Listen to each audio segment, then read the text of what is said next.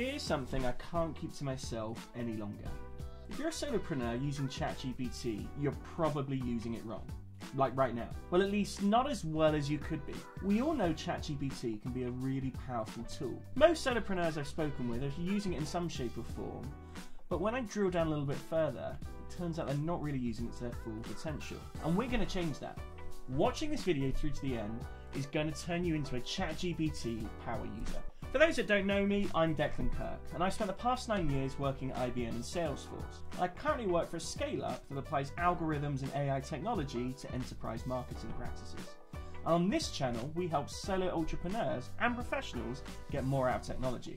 Okay, let's get to it, baby! Now, the first thing to be aware of is that you can actually access live internet data and draw that into your searches or tasks or whatever it is that you're doing. The free version of ChatGPT uses a dataset which stops in 2021. The paid-for version runs until April 2023, but then you can actually use the WebPilot plugin to access live internet data. Now, depending on your use case, that can be game-changing, because all of a sudden you can see, I don't know, the trending Google searches by day, current news, affairs. So if you want to be a lot more current or kind of reflect on daily activity, the WebPilot plugin can be a game-changer. So another trick that a lot of people who I speak with seem to be missing out on is that they're not using ChatGPT to create to-do lists. So say you've got an email from a client, a colleague, or a boss, or a really long and complex email chain. Instead of going through it and reading it and trying to process and understand all of the information, you can ask ChatGPT to summarize it and to create a personalized to-do list for you. Now you can take that a step further and ask ChatGPT to estimate the amount of time it will take you to do each action and also prioritize them in terms of importance. I use this a lot in my day job and with the different side projects that I run, and it's a great speed hack. Of course, the thing you need to be conscious of here is you need to be happy that the data and whatever you're sharing is obviously going into ChatGPT or whatever it is that you're using, and you need to just be comfortable that that data is being shared with a third party. The next one that a lot of people aren't using is the explain it to a child feature. Now this is one that I really like, because you can take long and complex theories or concepts and ask ChatGPT to explain it to a child. So for instance, you could say, ChatGPT, explain quantum computing to a child.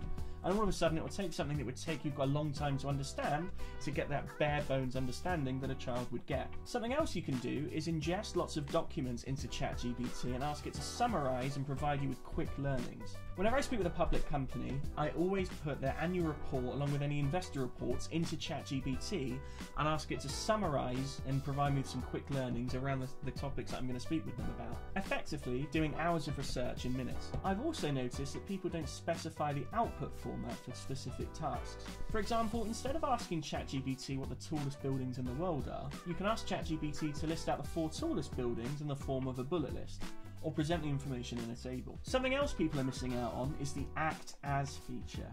Now this is a great one. What you can do is get ChatGPT to adopt a specific persona or become a specific person, such as Steve Jobs, Alex Hormozy, or just a persona such as, I don't know, a marketing expert or a CMO. You can ask ChatGPT to become an expert marketing strategist and then help you come up with a marketing plan, for example. Now, of course, it pays to make sure that you're aware of the data ChatGPT is using here. As we spoke about earlier, depending on the version you're using and how you access it, depends on how up-to-date the data you have. And of course, this is only as good as the data that's fed into it. But I think the Act As feature is great, and more people should be using it. So I don't know if any of you have heard of the Pareto principle, which is the idea that 80% of effects come from 20% of the actions. So for example, for me, in looking to grow my YouTube channel, 80% of my growth will come from 20% of the actions I take.